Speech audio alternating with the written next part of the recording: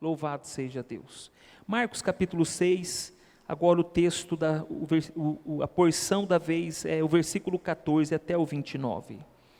Louvado seja Jesus. Glória a Deus. Quero cumprimentar também os nossos telespectadores no YouTube, no Facebook da igreja. Que Deus abençoe vocês, que vocês também sejam ricamente abençoados por Deus aí. Diz assim a palavra de Deus: chegou isto aos ouvidos do rei Herodes, porque o nome de Jesus já se tornara notório, e alguns diziam: João Batista ressuscitou dentre os mortos, e por isso nele operam forças miraculosas. Outros diziam: é Elias, ainda outros: é profeta como um dos profetas.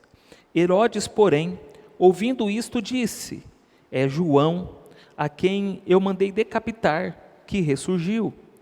Porque o mesmo Herodes, por causa de Herodias, mulher de seu irmão Filipe, porquanto Herodes se casara com ela, mandara prender a João e atá-lo no cárcere.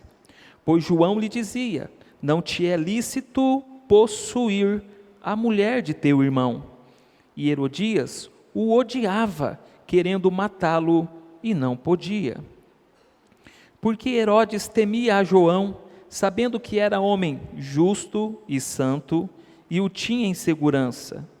E quando o ouvia, ficava perplexo, escutando-o de boa mente. E chegando um dia favorável, em que Herodes, no seu aniversário natalício, dera um banquete aos seus dignatários, aos oficiais militares e aos principais da Galileia. Entrou a filha de Herodias e, dançando, agradou a Herodes e aos seus convivas. Então disse o rei à jovem: pede-me o que quiseres, e eu te darei. E jurou-lhe: se pedires mesmo que seja a metade do meu reino, eu te darei. Saindo ela, perguntou à sua mãe: que pedirei? Esta respondeu: a cabeça de João Batista. No mesmo instante, voltando apressadamente para junto do rei, disse: quero que sem demora me des num prato a cabeça de João Batista. Entristeceu-se profundamente o rei, mas por causa do juramento e dos que estavam com ele à mesa, não lhe a quis negar. E enviando logo o executor, mandou que lhe trouxessem a cabeça de João. Ele foi e o decapitou no cárcere, e trazendo a cabeça num prato, a entregou à jovem, e esta, por sua vez, à sua mãe. Os discípulos de João, logo que souberam disso, vieram, levaram-lhe o corpo e o depositaram no túmulo. Graças a Deus pela leitura da palavra do Senhor nesta noite. Amém. Queria pedir para o pastor Jonatas fazer essa oração por esse vermezinho de Jacó aqui, para que eu possa pregar a palavra de Deus. É uma alegria, pastor Jonatas, tê-lo aqui conosco nesta noite. Pastor Jonatas é um dos veteranos da Igreja Presbiteriana Renovada do Brasil e já está jubilado, está se dedicando integralmente ao cuidado da saúde de sua esposa, que está enferma, irmã Loide, e que bom vê-lo aqui na casa de Deus. Seja muito bem-vindo. Ore para nós recebermos a palavra de Deus, por favor. Amém. Paz, Senhor, irmãos, vamos ficar em pé um pouquinho? Vim falar que o pastor prega 1h30, 2 horas, então vamos ficar em pé para esticar a perna um pouquinho aí, amém? Feche os seus olhos e vamos orar. Santo e eterno Deus, louvamos a Ti por estarmos na Tua casa, por esse privilégio que o Senhor nos concede, ó Deus, de reunirmos aqui nesse local, construído e consagrado, onde possamos adorar o Teu nome. E agora vamos ouvir a mensagem pela boca do Teu servo, e que ao abrir a boca, ó Deus, possa fluir o Teu Espírito Santo, e que o nosso coração esteja preparado para receber a Tua palavra, Nós oramos em nome do Senhor Jesus. Amém. Amém. Podem estar assentados. Muito obrigado, pastor Jonatas. Alegria revê-lo. O título da pregação nesta noite é Uma Festa Alegre com um Fim Triste. Uma festa alegre com um fim triste. A igreja é muito importante na vida de muitas pessoas. A igreja é especial demais ao coração de algumas pessoas. Ao falar disso, eu estou me lembrando de uma irmã que foi presenteada pelo Ministério Feminino da nossa igreja com um bolo. A diretoria se reuniu e foi até a casa desta irmã. Levou um bolo, cantaram parabéns. A grande surpresa foi, não o bolo, mas a declaração da aniversariante. A aniversariante, com mais de 40 anos, disse para a diretoria do Ministério Feminino o seguinte: durante toda a minha vida, eu nunca tive uma festa de aniversário. Eu não sei se você já teve festa de aniversário ou não. O que eu sei é que nós podemos dar graças a Deus, porque você já completou mais um ano de vida, está vivo e está aqui na presença de Deus. O texto que a gente leu é uma festa de aniversário. E nessa festa de aniversário, Herodes Antipas, o governador da Galileia e da Pérea, com a morte do seu pai, Herodes o Grande, se torna o rei do período inteiro do ministério do Senhor Jesus. Esse homem que reinou de 4 a.C. a 39 depois de Cristo. Por ocasião do seu aniversário, fez uma grande festa, um grande banquete, comida boa, bebida boa, da melhor qualidade. Os garçons vestidos a caráter, boa música, e ali foram convidados os seus familiares, as autoridades políticas da Galileia, diz o texto, e os comandantes militares para esta grande festividade. A festa parecia estar embalada por muita alegria, a alegria parecia reinar, mas infelizmente, a festa que começou feliz, terminou triste. O versículo 26 diz: entristeceu-se profundamente o rei. O rei terminou com o coração triste. Não são poucos os locatários ou os locadores dos ambientes para festa e também aqueles que organizam buffet, que transmitem a mim a seguinte frase: nós preferimos atender pessoas cristãs a ímpias, pois geralmente as festas cristãs são mais pacíficas, enquanto as festas dos ímpios geralmente terminam em confusão e quebradeira. Por quê? Porque geralmente os princípios dos ímpios são diferentes dos princípios do povo de Deus. Por que isso acontece? Nesse texto nós verificamos que os princípios do reino dos homens ímpios são diferentes dos princípios do reino de Deus.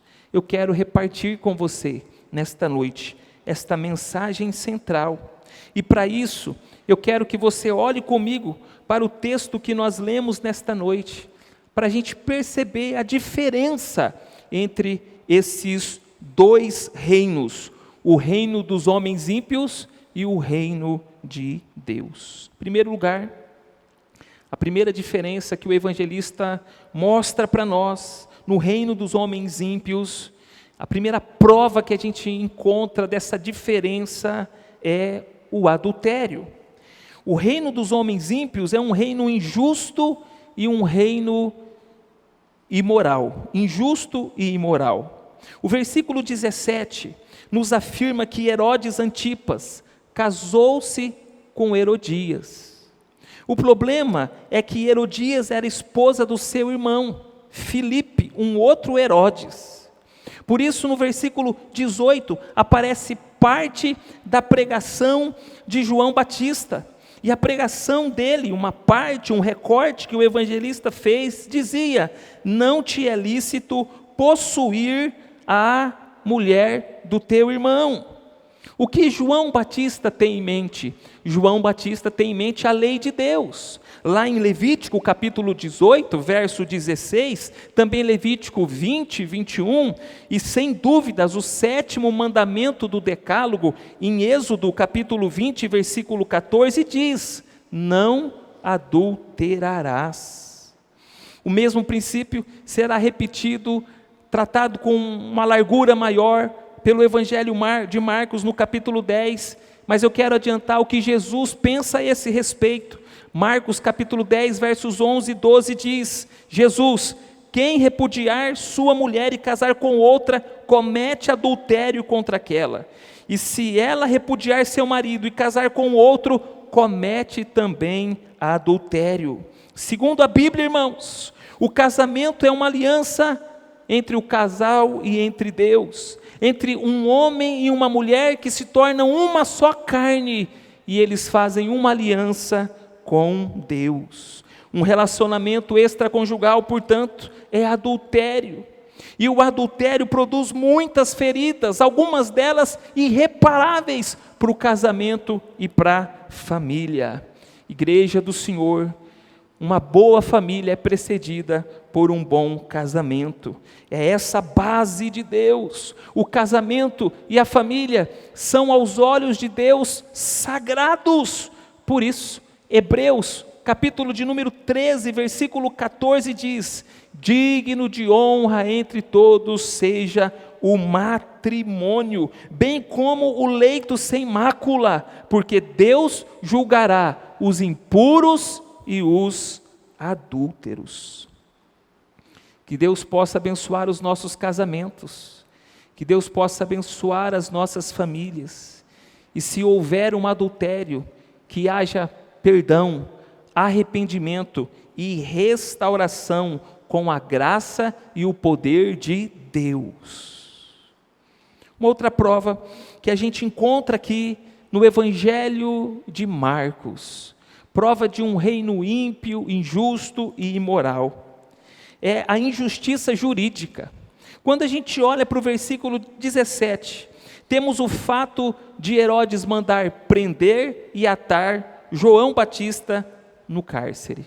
Aos olhos humanos, João Batista não cometeu nenhuma infração, nenhuma. Então, por que é que ele está preso? Por que João Batista está preso? A resposta é por causa da pregação do Evangelho, que denuncia o pecado do homem, da humanidade, e oferece a solução que Deus mesmo dá. Quando o pecado moral de Herodes e Herodias é denunciado, a população judaica, que é moral, não tem um olhar para o rei, um olhar positivo para o rei. E então, o ibope dele, a popularidade dele cai.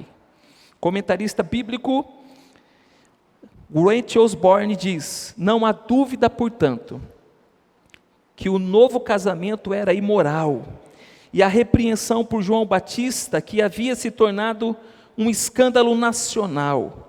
Herodes considerou a reação um sinal de rebelião, pois incitou a nação ainda mais contra ele. Você pode imaginar Herodias com seu orgulho ferido, com a sua alma magoada, falando, se queixando muitas vezes sobre João Batista a Herodes.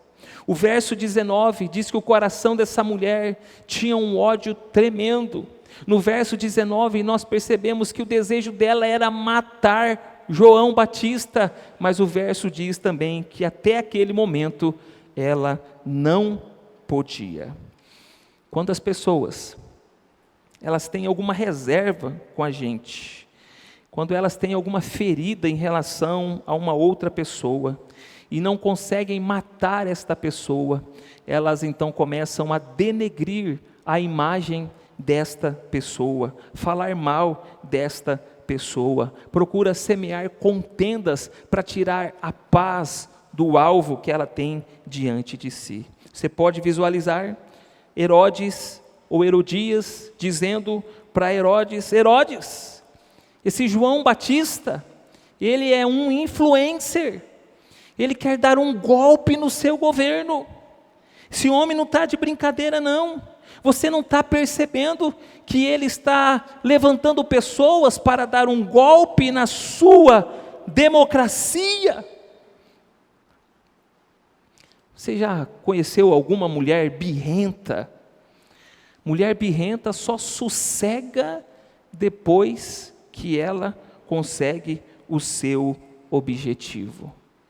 Se no Antigo Testamento, a mulher de um rei que perseguia o profeta Elias se chamava Jezabel, aqui no Novo Testamento, a mulher que persegue esse profeta se chama Herodias.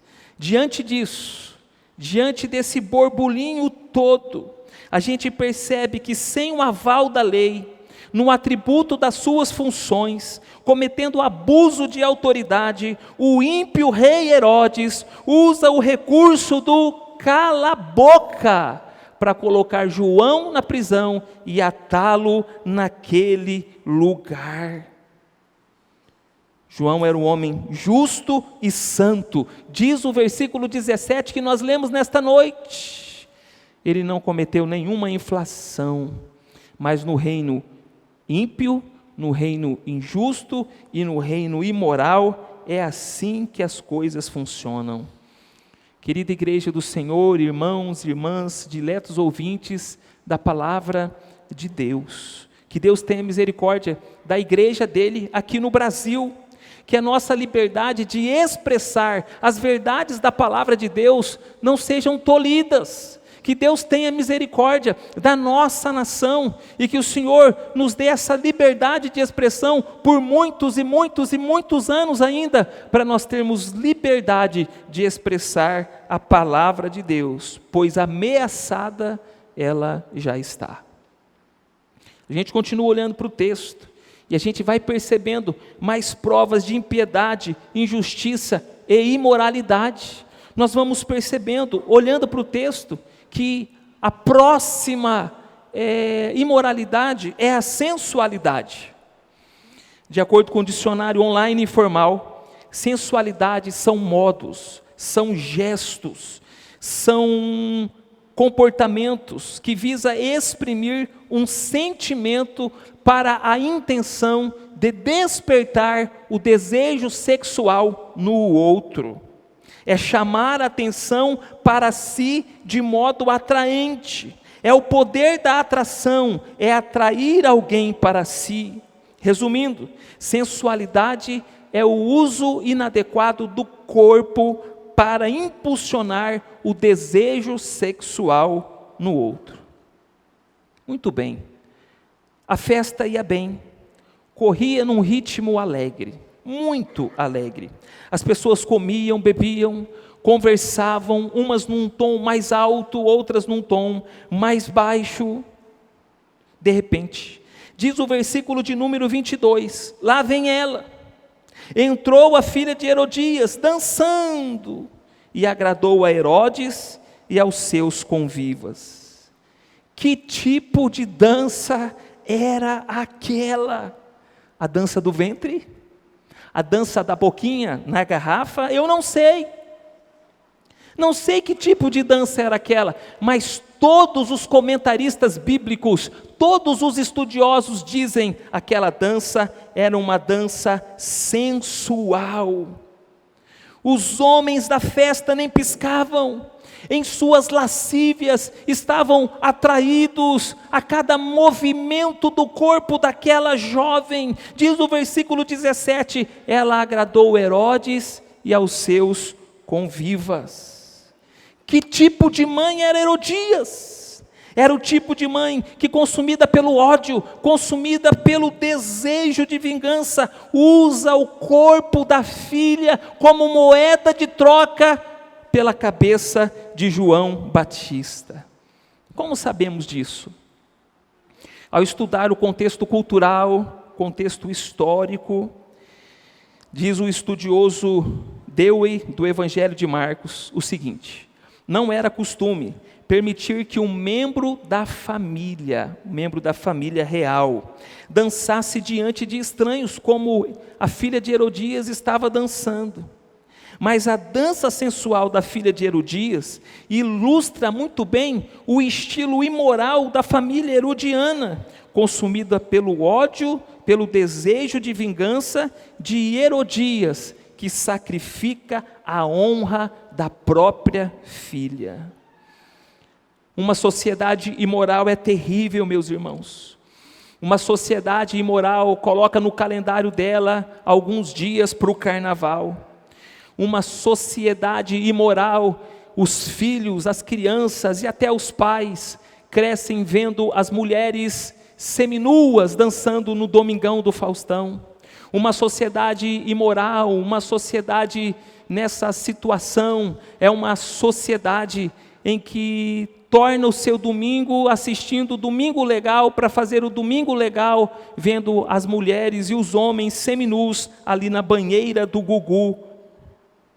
Numa sociedade assim, uma dança sensual como essa seria absolutamente normal. Mas na cosmovisão cristã, seja ela católico-romana, ou seja ela protestante, sensualidade é pecado. Sensualidade é pecado. Usar o corpo de modo sensual, como moeda de troca, para se sentir amada, observada, ou desejada, ou atingir qualquer outro objetivo com o corpo, ainda continua sendo pecado. Isso vale para os homens também, e não só para as mulheres.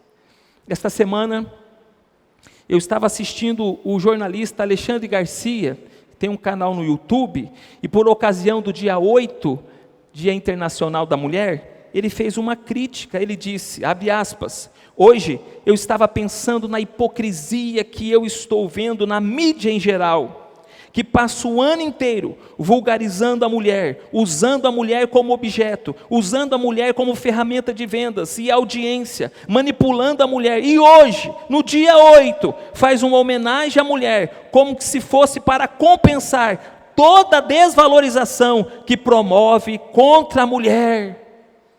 Mulheres, servas de Deus, vocês não são filhas de Herodias, vocês são servas e filhas do Deus vivo.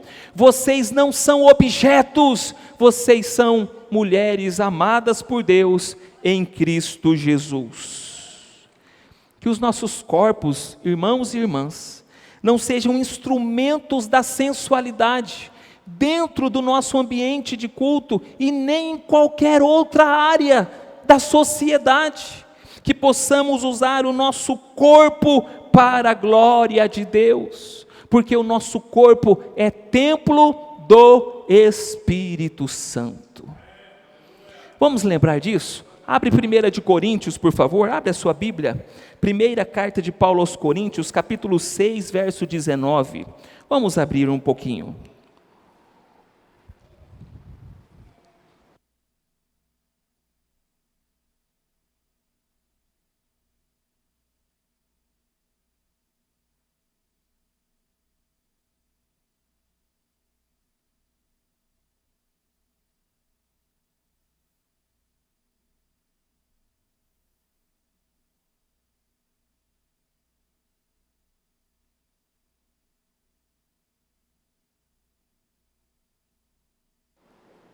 Quem está entendendo a palavra de Deus, diga a glória a Jesus.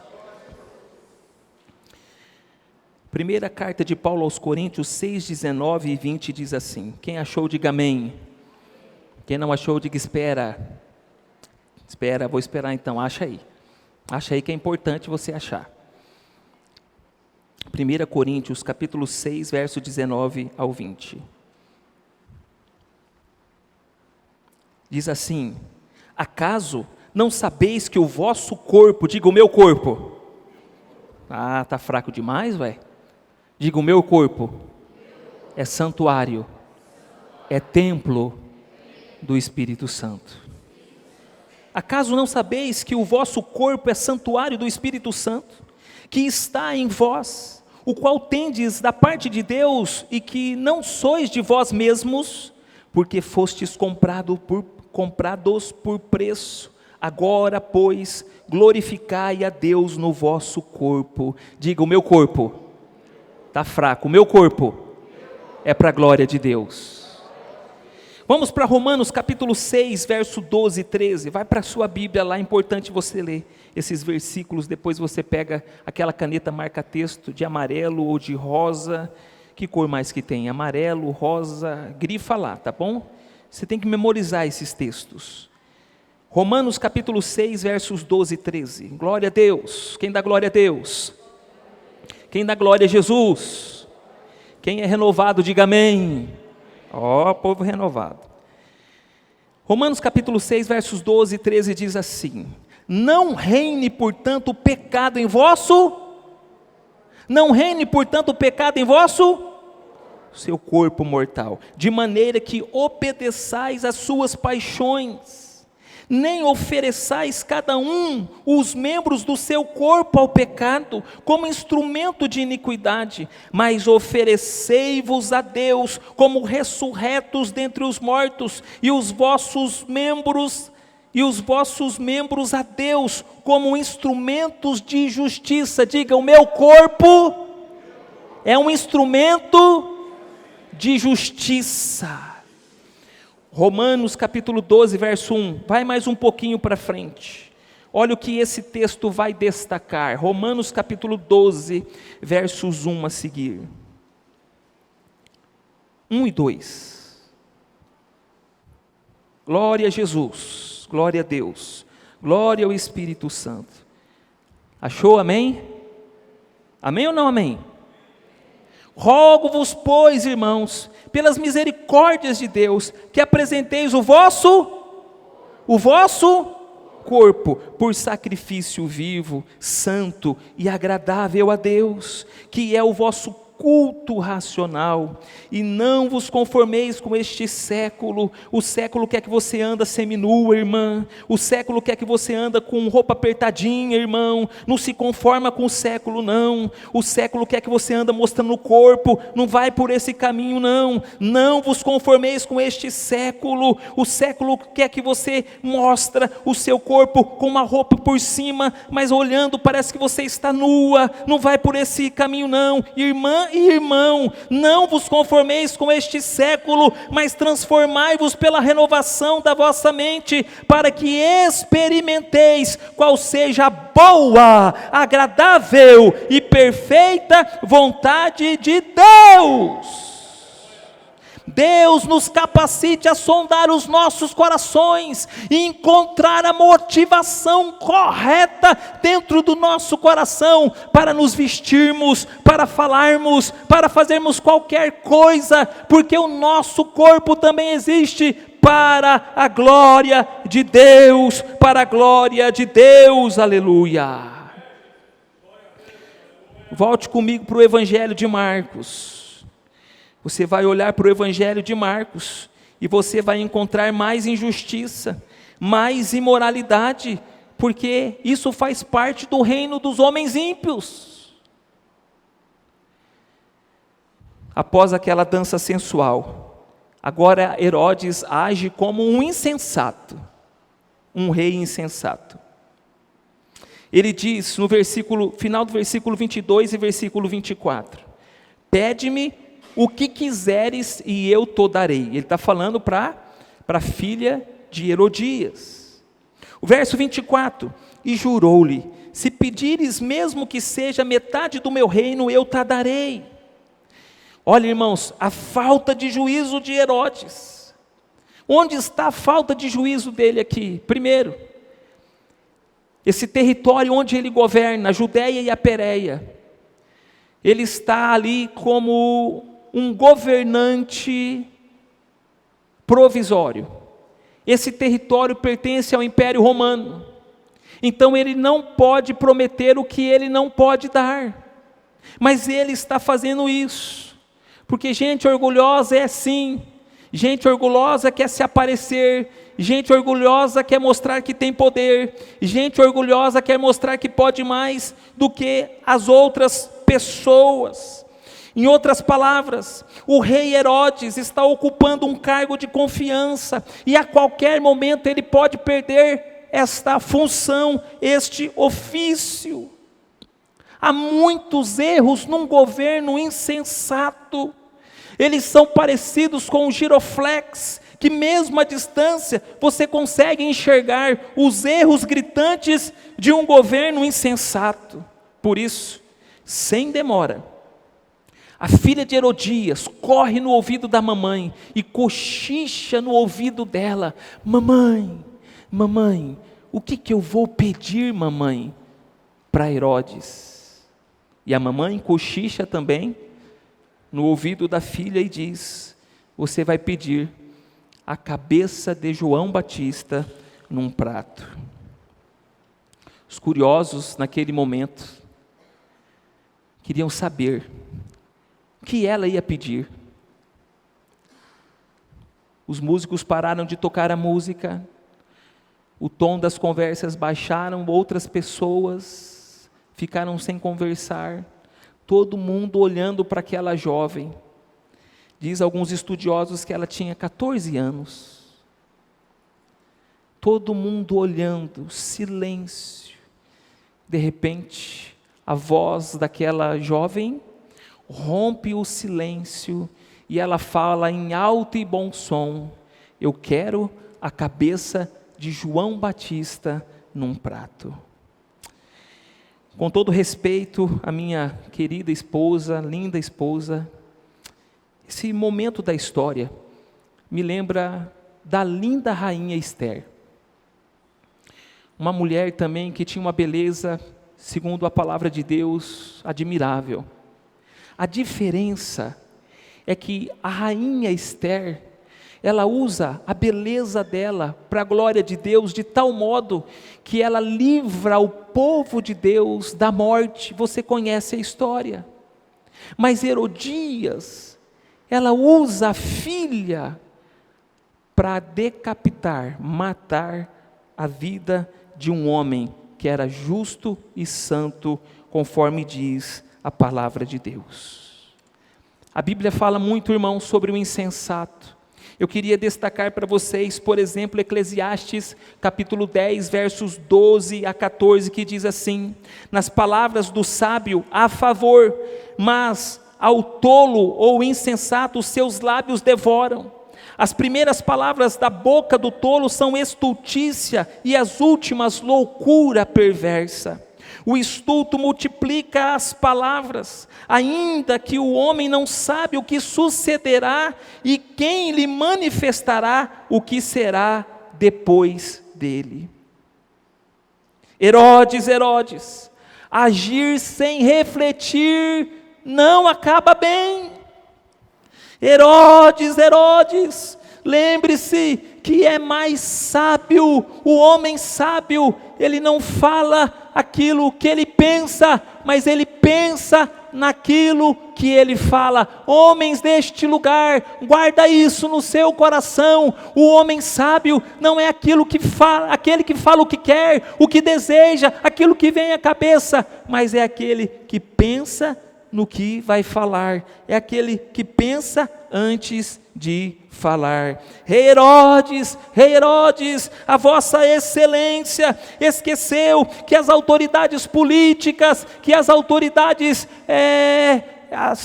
os comandantes do exército estão aí, eles são testemunhas. Rei Herodes, você se esqueceu que um juramento de rei, que as palavras de rei, elas não voltam atrás, mesmo que elas sejam acompanhadas pelo bafo alcoólico, elas não voltam atrás.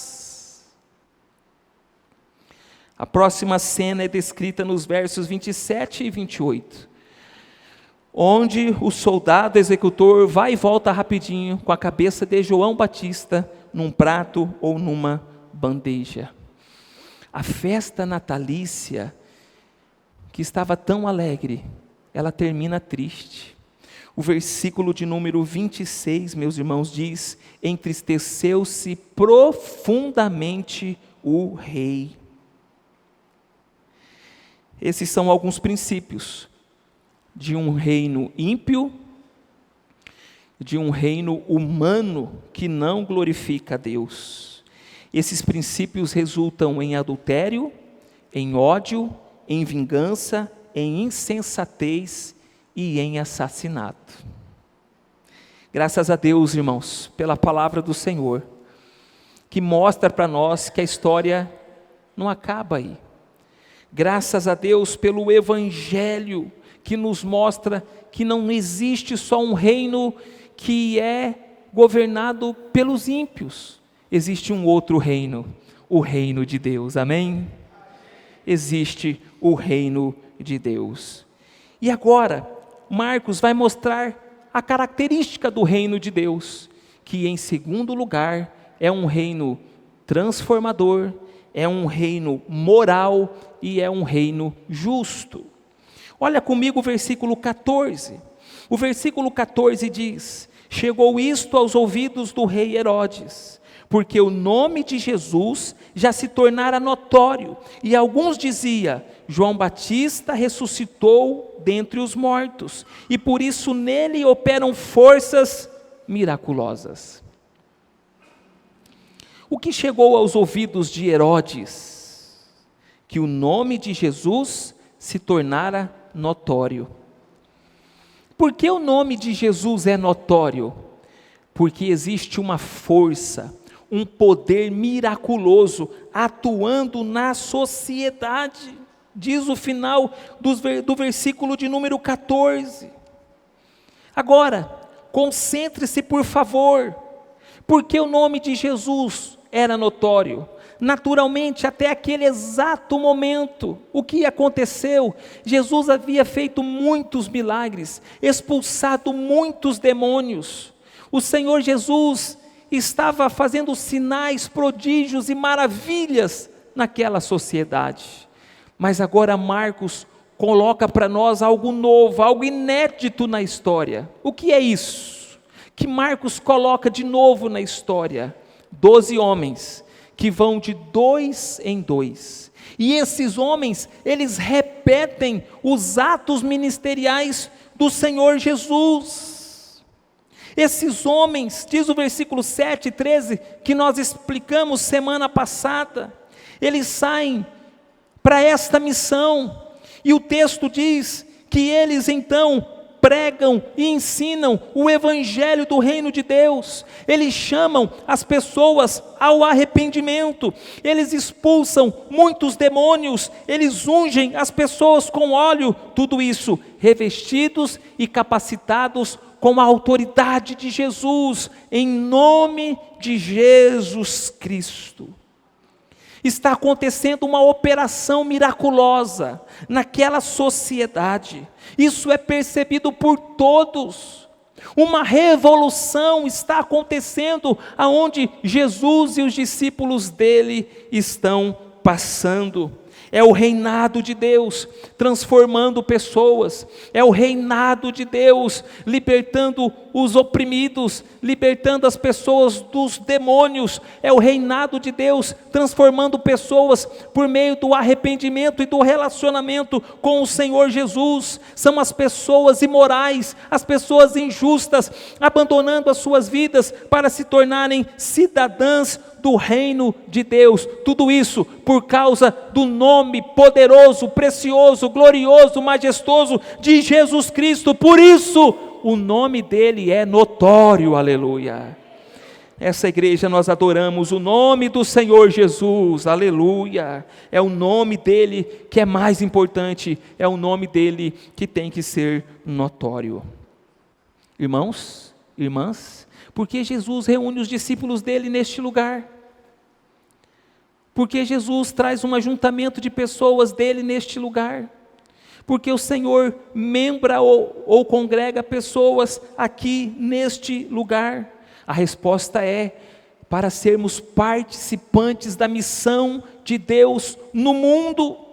Qual é a missão? A missão é resumida em adorar a Deus, cuidar dos salvos e alcançar os perdidos. Como isso funciona? Isso funciona na autoridade do nome do Senhor Jesus. É no nome dele, debaixo do nosso relacionamento com ele, que nós também vamos, pregamos o evangelho, ensinamos o evangelho, oramos por pessoas enfermas, expulsamos os demônios. É no nome dele, na autoridade dele, no poder dele, que nós nos comprometemos em fazer parte do reino de Deus na face da terra. É por isso que nós estamos aqui, é por isso que Deus nos uniu, é por isso que Deus nos congregou neste lugar, é por isso que você está aqui. Nós fazemos parte da missão de Deus na face da terra, e quem faz parte dessa missão, diga glória a Deus. Uma revolução espiritual está acontecendo, uma revolução física está acontecendo, uma revolução moral está acontecendo, por causa do evangelho e do nome poderoso do Senhor Jesus Cristo. É por isso, amada igreja do Senhor, que as pessoas estavam perguntando: quem é Jesus? O versículo de número 14 diz, alguns diziam, Jesus é João Batista que ressuscitou dos mortos. O versículo de número 15 diz, alguns diziam que Jesus é Elias. Alguns diziam que ele é um dos profetas, igual aos profetas lá da antiguidade. Mas Jesus não era João. Jesus era mais do que um profeta, mais do que um profeta. Eu acho interessante no versículo 16, Marcos faz questão de registrar o pensamento de Herodes em relação a Jesus. E ele diz no versículo 16, João é aquele a quem mandei decapitar, que ressuscitou, que ressurgiu. Herodes estava equivocado, Jesus não era João, Jesus é melhor e maior que João. Por isso Mateus registrou as palavras de João. João Batista disse: Jesus é aquele que vem depois de mim. E esse Jesus que vem depois de mim é mais poderoso do que eu, de tal modo que eu não posso nem carregar, eu não sou digno de carregar as sandálias que ele calça, as sandálias dos seus pés. Jesus é maior e melhor que João. Fica claro no texto, há um peso na consciência de Herodes, uma culpa que não o deixa sossegado, que não o deixa dormir direito, alguma coisa fica martelando na cabeça dele, há uma tonelada sobre os seus ombros. Ele matou um homem do reinado de Deus, um homem santo e um homem justo. Herodes, como eu e você, necessitava de Jesus, porque só Jesus e somente Jesus pode pagar os nossos pecados diante de Deus. Só Jesus é o advogado fiel, que pode nos justificar diante de Deus, que pode tirar a culpa dos nossos pecados diante de Deus. Só Jesus pode dar a paz que o coração e a consciência de Herodes precisava. Só Jesus, e ninguém mais poderia conceder isso que estava como necessidade de Herodes. João Batista, um soldado do reino de Deus, esse homem polivalente, fazia parte desse reino de Deus, que é transformador, que é justo e que é moral. Irmãos, João Batista nos ensina muita coisa. Aliás, João Batista, o próprio Jesus e o Evangelho. Não há distinção aqui na mensagem e no estilo de vida desses homens. Eles nos ensinam que o avanço do reino de Deus muitas vezes exige sacrifício, um sacrifício de louvor que pode custar a nossa própria vida. Qual é o sacrifício que você tem feito pelo reino de Jesus? Qual é o sacrifício que você tem feito pelo reino de Deus? Qual é o sacrifício? Qual é o sacrifício? João Batista e Jesus nos ensinam que no reino de Deus, quando uma pessoa é rejeitada e morre, o próprio Deus levanta muitas outras, porque a missão do reino nunca vai parar. A missão de Deus no mundo nunca vai parar.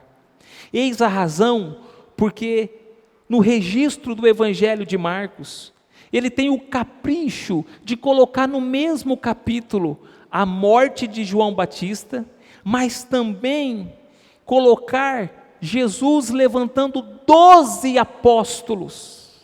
Um está morrendo, mas 12 apóstolos estão levantando, e esses 12 apóstolos já estão fazendo a diferença na sociedade. Esses 12 apóstolos já estão chamando pessoas ao arrependimento. Esses 12 apóstolos já têm autoridade de Jesus sobre a vida deles, para expulsar demônios, para curar os enfermos. Esses 12 apóstolos farão uma revolução no mundo. Eu e vocês conhecemos a história. Morreu, Deus levantou mais 12. João Batista foi o precursor do ministério de Jesus, mas olhando para esse texto, a gente percebe que João Batista também foi o precursor da morte de Jesus. Daqui um pouco Jesus também iria morrer na cruz do Calvário, e tinha que ser assim, porque Jesus deveria entregar a sua vida, morrer, sofrer, padecer, para que o próprio João Batista fosse salvo e obtivesse a vida eterna. Jesus é maior e melhor que João Batista. Igreja do Senhor, todos os apóstolos de Jesus sacrificaram suas vidas em prol do reino de Deus. Todos eles. Os pais da igreja sacrificaram suas vidas em prol do reino de Deus. Milhares de cristãos, quando você olha para a primeira carta de Pedro, estão sacrificando a sua vida por causa do Evangelho de Deus, por causa do reino de Deus, e é por causa deles que o Evangelho chegou hoje a mim e a você. É por causa deles também que nós podemos ter certeza de salvação. É por causa deles também que nós podemos ter certeza que o nosso nome está escrito no livro da vida. É por causa deles também que nós sabemos que teremos garantias maravilhosas depois da morte na eternidade. O reino de Deus, ele é transformador, ele é moral e ele é justo. Será que eu e vocês podemos sacrificar alguma coisa em nossas vidas para servir melhor o reino de Cristo, o reino de Deus? Será que nós podemos? Há um texto muito bonito que se chama Coração Dedicado à África. É a história de David Livingstone. Ele viveu durante 60 anos, desses 60, 30 anos ele foi missionário lá na África. No terceiro ano de ministério, um leão quase acabou com a vida dele. Sabe o que ele fez? Voltou para casa? Não, continuou lá, anunciando o evangelho para aquelas pessoas. Se casou com uma filha de um missionário e depois de 17 anos a sua esposa faleceu. Ele desistiu? Não, ele não desistiu. Depois, quase perto da sua morte, já se tinha o resultado de todo o seu trabalho. Sabe qual era o resultado? Pouquíssimas conversões. Perguntaram para ele: você não se arrepende? Você não se arrepende de ter dedicado a sua vida a esse povo e ver tão pouco resultado? Ele respondeu assim: se Cristo se sacrificou tanto por nós, por que não poderíamos nos sacrificar nos lugares de maior necessidade? Que sacrifício você tem feito por Cristo? Que sacrifício você tem feito pela igreja de Cristo? Que sacrifício você tem feito pelo seu irmão em Cristo? Qual é o seu sacrifício? Irmãos, a nossa igreja não é um balcão de self-service. Nós não vendemos produtos nenhum aqui.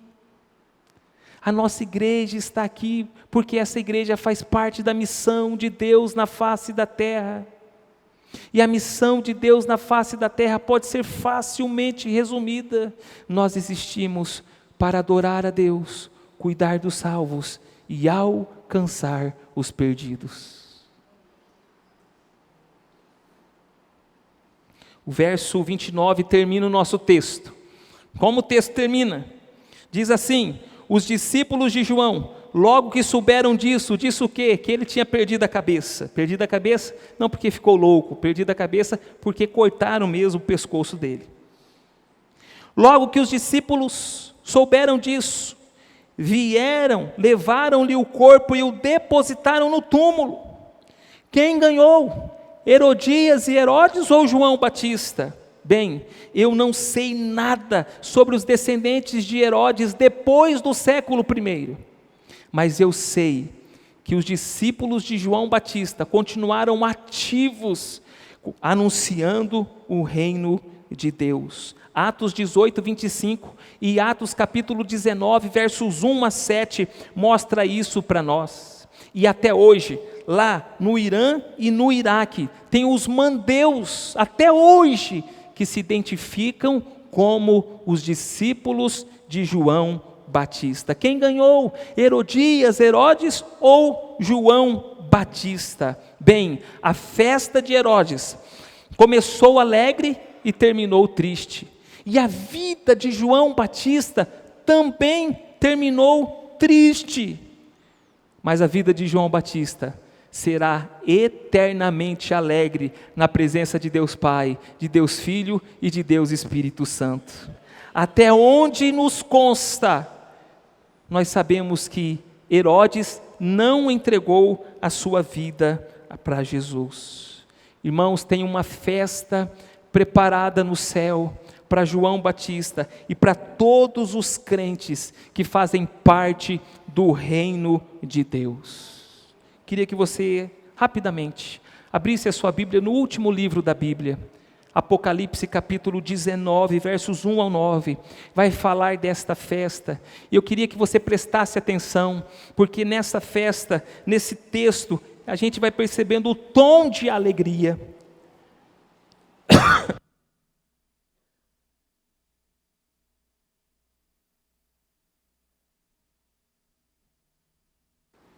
Apocalipse capítulo 19, verso 1 a 9.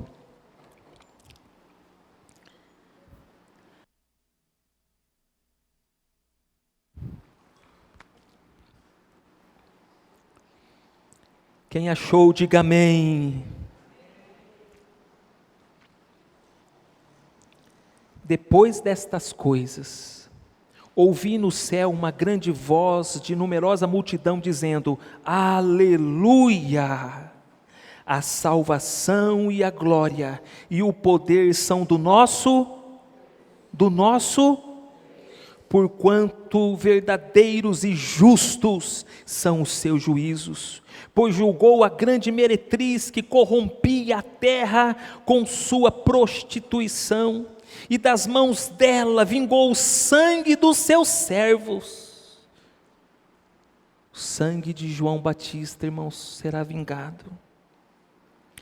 Segunda vez disseram, aleluia, e a sua fumaça sobe pelos séculos dos séculos. Os 24 anciãos e os 4 seres viventes prostram-se e adoram a Deus, que se acha sentado no trono, dizendo, amém, aleluia. Saiu uma voz do trono exclamando, dai louvores ao nosso Deus, todos os seus servos, os que o temeis, os pequenos e os grandes. Então ouvi como voz de numerosa multidão, como de muitas águas e como de fortes trovões, dizendo, aleluia, pois reina o Senhor, nosso Deus, o todo, alegremo-nos, exultemos e demos-lhe a glória, porque são chegadas as bodas do Cordeiro, cuja esposa a si mesma já se ataviou, pois lhe foi dado vestir-se de linho finíssimo, resplandecente e puro, porque o linho finíssimo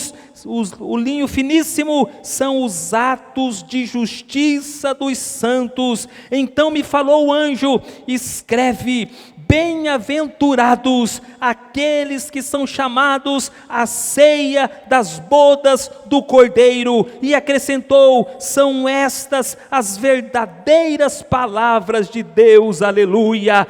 Bem-aventurados aqueles que são chamados à ceia das bodas do Cordeiro. João Batista chegou na festa de Herodes, a sua cabeça numa bandeja, mas um dia ele estará lá no céu, e ele é um convidado de honra para participar da festa do Cordeiro, do banquete que Deus tem preparado para todos aqueles que fazem parte do reino de Deus, que é moral e que é justo, aleluia. Nesta noite, anunciamos para vocês 2 reinos, o reino dos homens ímpios e o reino de Deus. 2 reinos. De qual deles você participa? Não tem jeito de ser neutro aqui, tá bom? A qual reino você pertence? Se você pertence ao reino dos homens ímpios, hoje, nesse momento, em nome de Cristo e por meio de Cristo, Deus lhe dá a oportunidade de você trocar de reino, de você perceber que esse reino dos homens ímpios não é bom, não vale a pena continuar nesse reino. Por isso eu apelo a você, se torne um participante em nome de Jesus, do reino de Deus, que é transformador, que é justo e que é moral, debaixo da graça de Deus. Você já pertence ao reino de Deus? Se sim, graças a Deus. Quem já pertence ao reino de Deus? Que possamos sair daqui, irmãos e irmãs, igreja do Senhor, cônscios de que a missão de Deus no mundo, ela exige um sacrifício. Exige um sacrifício. Um sacrifício de louvor. É possível, irmãos, que nós não sejamos decapitados, como João Batista e como Tiago, irmão do apóstolo João, lá em Atos dos Apóstolos. Talvez isso não vai acontecer com a gente. Talvez nós não vamos ser apedrejados, como foi Estevão. Talvez nós não vamos ser crucificados, como Pedro foi crucificado de cabeça para baixo e morreu daquele jeito. Jamais chegaremos perto do que Jesus passou. Não morreremos crucificados como Cristo, nosso Senhor. Mas com certeza, eu falo isso com o mais puro respeito e temor, muitos de nós aqui, ou talvez alguns de nós aqui, precisam sacrificar algumas coisas, abrir mão de algumas coisas, para servir melhor a Deus, abrir mão de algumas coisas, para se comprometer mais com Deus, com a igreja de Deus e com a pregação e ensino do Evangelho de Deus na face da terra. Que assim como Jesus nos capacitou, ou melhor, que assim como Jesus capacitou os discípulos dele, ele também capacite a cada um de nós com a sua autoridade, com o seu poder, para que nós sejamos úteis nas mãos de Deus. Que a nossa festa, ainda que termine triste, ela continue eternamente alegre na presença do nosso Deus. Vamos orar? Quero convidar o ministério de louvor, presbítero Fábio.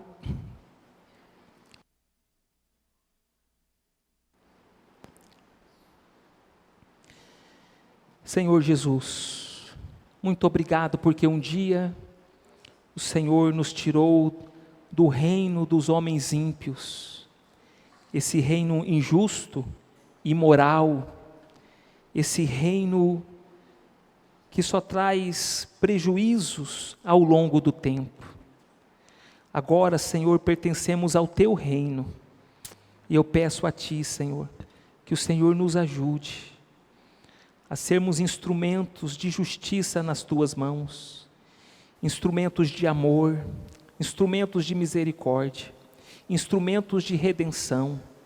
Que o Senhor nos ajude, Senhor, nesta noite, a sermos bênçãos nas Tuas mãos, durante todos os dias das nossas vidas aqui. Senhor, que o nosso senso de missão nesta terra, como dos apóstolos, de João Batista, jamais seja negociado por qualquer prazer deste mundo, Senhor. Eu peço a Ti nesta noite, usa a segunda igreja nas Tuas mãos, cumpre o Teu querer, cumpre a Tua vontade. Em nome do Pai, do Filho e do Espírito Santo de Deus, eu oro, e o povo de Deus diga amém.